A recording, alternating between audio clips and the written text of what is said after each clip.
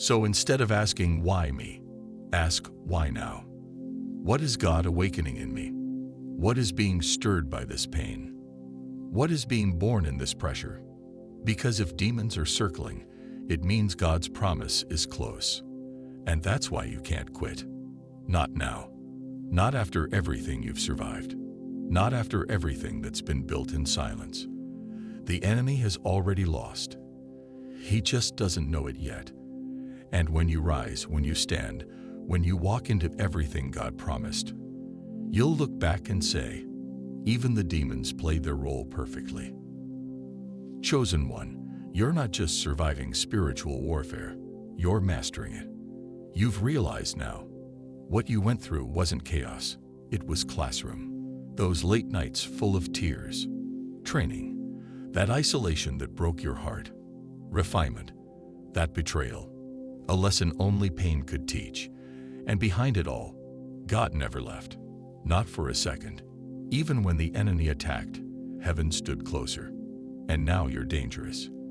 Because now you know. Now you move differently. Now you no longer panic when the pressure rises. You praise. You don't retreat when it gets hard. You step forward with fire. Because you've tasted spiritual warfare and still didn't break. You've been hit, but didn't bow. You've been slandered, but stayed silent. You've been misunderstood, but never lost your purity. And now, you're untouchable. Because when the enemy couldn't destroy you, he switched tactics. He couldn't touch your soul, so he tried to distract your focus. He couldn't steal your calling, so he tried to shake your confidence. But chosen one, here's the revelation. Your survival was your confirmation. The fact that you're still here means the plan is still on. The fact that you didn't fold proves you're exactly who God says you are. And even now, demons are watching you rise with holy fear. Because you don't just carry anointing. You've earned authority through obedience. That's what makes you a threat. Not how loud you are. Not how gifted you are. But how deeply surrendered you are. Because heaven doesn't empower the proud. It trusts the broken who stayed faithful. And that's you. That's why your aura is heavy now. That's why your words carry weight. That's why your silence convicts rooms. You've been forged in fire. You've been baptized in storms. You've been humbled by seasons that stripped everything except your faith. And now you move like someone who knows. Even demons obey boundaries God set. You don't fear the darkness because you've been through it and carried out light. You've looked hell in the face and kept worshiping. You've been targeted and stayed trustworthy. And that's what the enemy can't stand. Not that you're perfect, but that you keep choosing purity even when it hurts. Not that you're strong, but that you know where your strength comes from. The devil was hoping you'd lose yourself in pain, but you found God instead. He hoped you'd run to the world for comfort, but you ran deeper into the Spirit. He hoped you'd compromise, but you chose consecration. That's why demons can't touch you. Not truly. Not permanently. Not at the soul level. Because your foundation isn't built on feelings. It's built on fire-tested faith. You don't belong to darkness. You don't move like the world. You are marked, watched, covered. You walk with angels. You're tracked by heaven. And even when demons get close, they're only being allowed to do one thing: build you. The enemy has no creative power, only reactive permission. He can't design anything. He only distorts. But when God allows him to move near a chosen one, it's because God knows that even the enemy's worst efforts will only accelerate your becoming. You weren't born to be hidden. You were hidden to be prepared. And now that your season of training is shifting, get ready for another truth. The enemy's resistance confirms your arrival. He's not fighting your past. He's fighting your positioning. He's not afraid of who you were.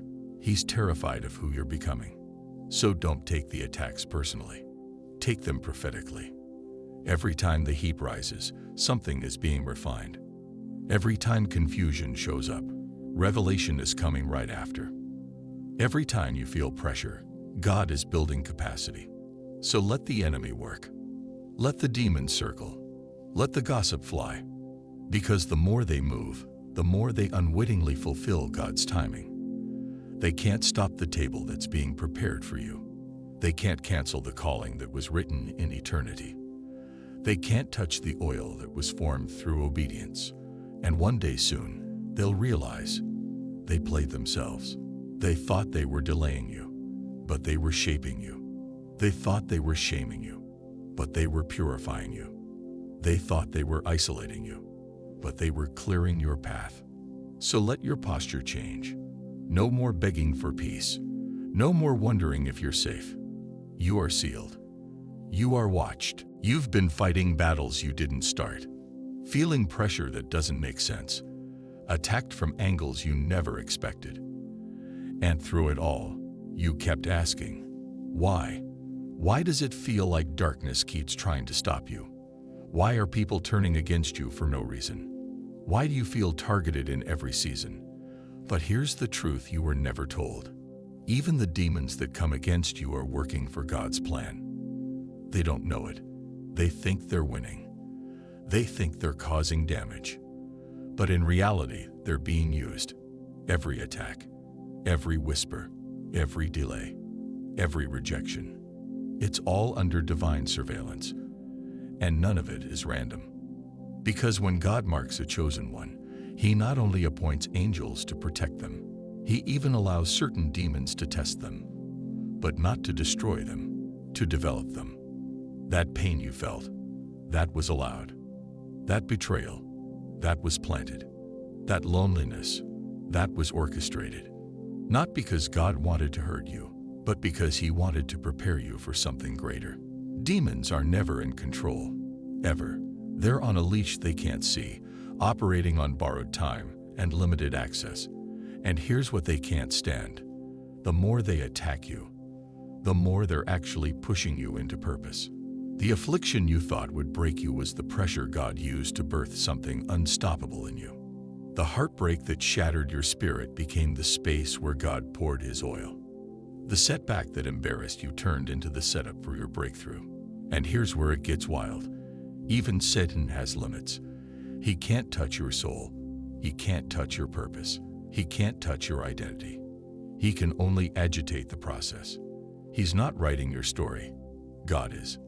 He's not designing your timeline. God is. And when God says, you can go this far, but no further, not even hell itself can cross that line. So if the enemy has been loud lately, it's because he knows he's being used. He senses something is close. A shift, a blessing, a breakthrough that he can't stop. So he's trying to distract you before it hits. He's hoping you give up before you realize he was just a pawn in God's strategy. Chosen one, this is where your mindset must shift. You are not a victim of demonic activity. You are a student of divine mystery.